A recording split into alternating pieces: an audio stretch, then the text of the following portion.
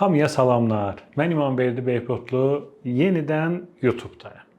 Çox qəşəng bir ifadə var Lev Tolstoy'un dediyi. Deyir ki, bütün gözəl hekayələrdə ya bir sakin kənddən ayrılar, ya da o kəndə bir əcnəbi gələr.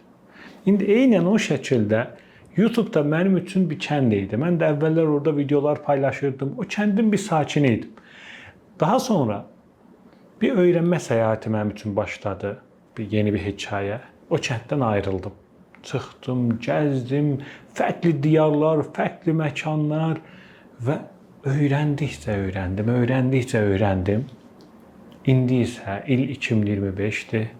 Mən yenidən o kəndə geri qayıdıram.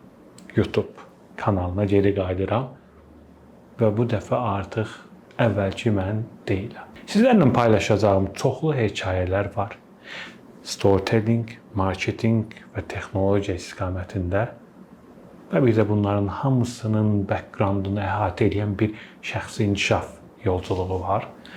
Bunların hamısını YouTube kanalımda sizlərlə paylaşmaq üçün həyəcanlıyam, tələsirəm, içimi yeyir, müsbət mənada təbii ki.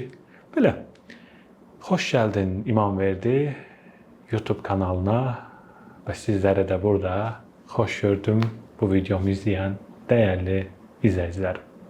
Növbəti videolarımızda qəşəng bir səyahətə başlayırıq.